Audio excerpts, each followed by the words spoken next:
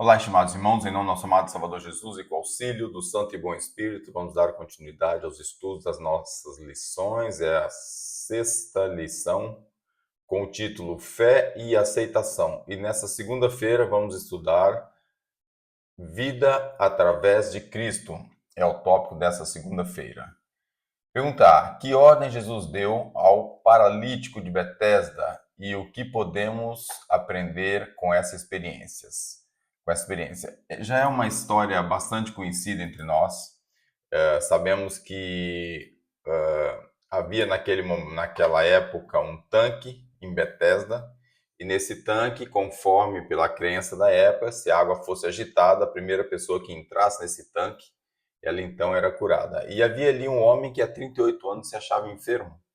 Ele tentava, mas ninguém tinha quem levasse ele para a água, né? Então o Senhor chegou ali e perguntou para ele o que ele estava ali fazendo, qual era o seu estado, quanto tempo, e depois perguntou para ele: você quer ficar são? Quero. Então, olha, por que não aconteceu ainda? Ele explicou que não tinha que ninguém posto na água. Então Jesus olhou para ele e deu uma ordem para ele, uma ordem divina, uma ordem através do seu poder: levanta-te, toma o teu leito e anda. E esse homem não hesitou, ele olhou para aquilo e falou: nossa, que oportunidade. Então aquele homem ficou são, tomou o seu leito e andava. E era esse dia um dia de sábado.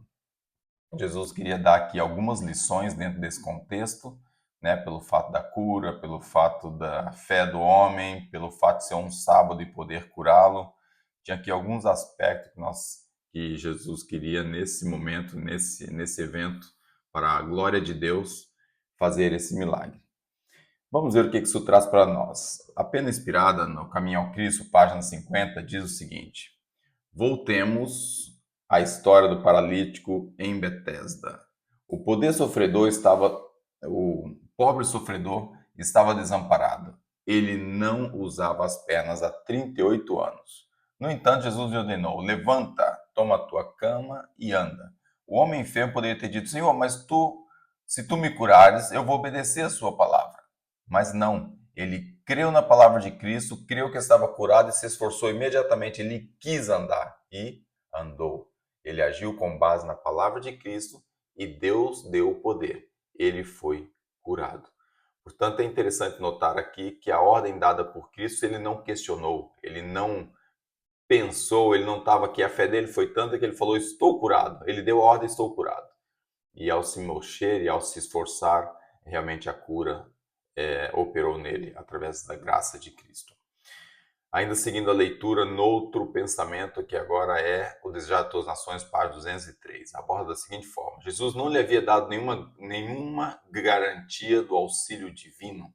O homem poderia ter parado para duvidar e perdido a única chance de cura, mas ele creu na palavra de Cristo e, ao agir de acordo com ela, com essa palavra, recebeu força.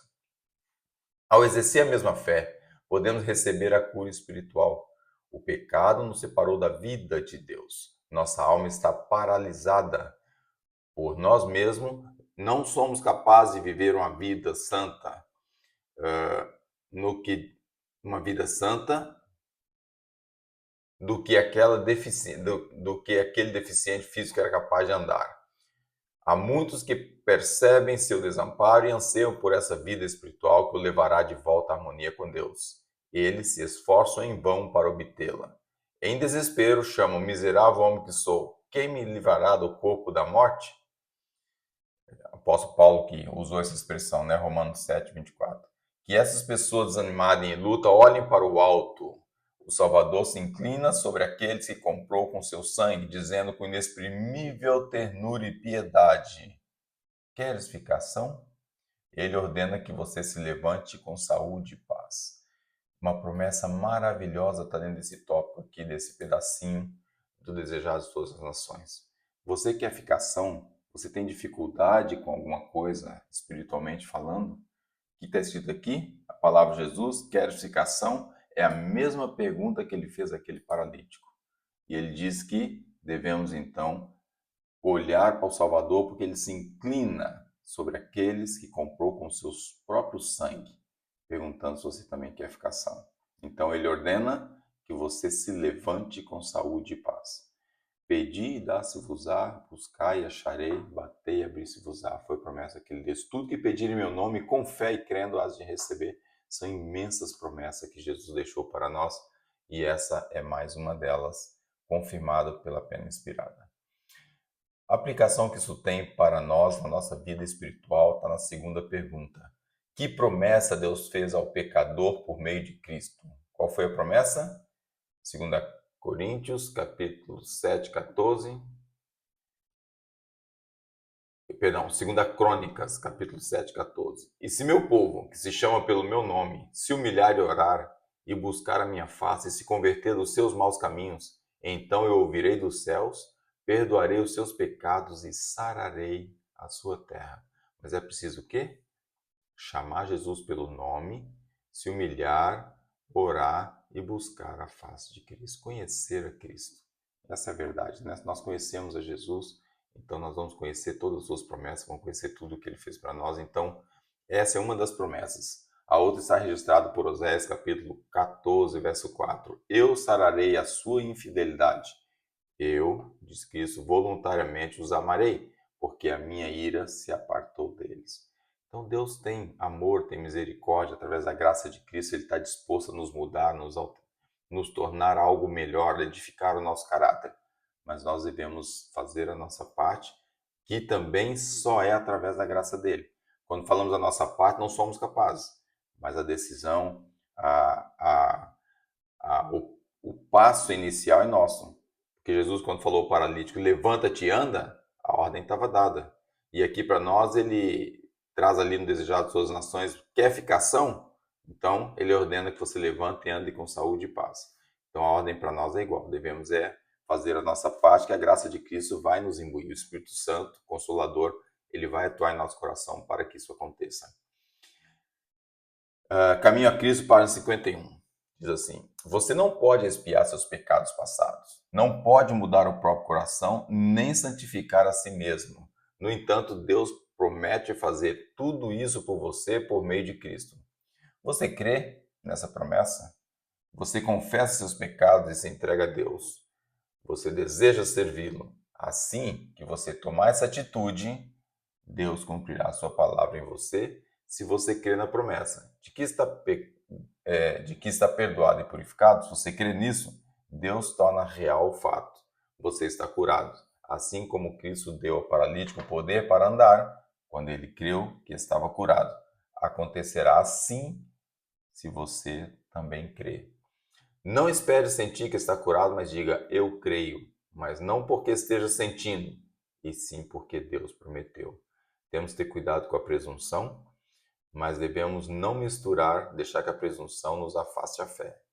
Então a fé é você olhar para Jesus como autor e consumador da nossa fé, olhar para Jesus como ele está dizendo, eu quero curar você, estou aqui do alto. O texto diz, como é que está ali? O Salvador se inclina sobre aquele que comprou com seu sangue, dizendo que inexprimível ternura e piedade, queres ficação? Essa é a promessa, nós devemos olhar para ela, nós devemos ter a fé de que realmente Ele está disposto a fazer tudo para que possamos alcançar a vida eterna. E se nós quisermos, realmente nós podemos ter vida através de Cristo, que é o tema da nossa segunda-feira.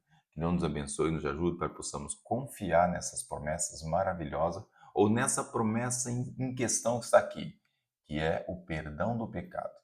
Algumas palestras que eu ouvi do irmão Davi Pai Silva, ele, através dos textos, através da pena inspirada e mesmo da Bíblia, da experiência que ele dá sobre a fé e a salvação pela graça, ele diz, se há um pedido que é atendido imediatamente, quando é um pedido feito de contrição de coração, com humildade, é o perdão do pecado. Assim que você entrega a Deus aquele erro, aquela falta que você cometeu, ele na hora, o sangue atua e você está perdoado. Então devemos ter o cuidado de não falar assim, perdoa meus pecados. Quando a gente quer dizer tudo, não dizemos nada. Então não é generalizar, é focar. O que eu fiz? O que me falta fazer? Onde eu errei? Qual foi o pecado que eu cometi? E toda vez que o Espírito Santo trazer ao coração um erro, não interessa se foi há 5 anos, se foi há 10 anos, se foi ontem, se foi há alguns minutos atrás, o Espírito Santo trouxe um erro, um pecado ao coração, basta nós, em contrição, falar: Senhor, realmente esse eu não pedi perdão ainda, me perdoa. E se te houver alguma coisa que eu ofendi alguém, se houver alguma coisa que eu fiz de errado, se houver algum pecado que eu cometi, Senhor, me perdoa. E dessa forma, a gente mantém a comunhão aberta com o céu. Através da graça de Cristo, através do sangue dele, estamos realmente perdoados e vivendo, aguardando a volta do nosso amado Salvador Jesus. Que Deus nos abençoe e dê sua graça para confiar na graça e no poder do sangue de Cristo. Esse é o meu sincero desejo para mim hoje e para cada um de vocês. Amém.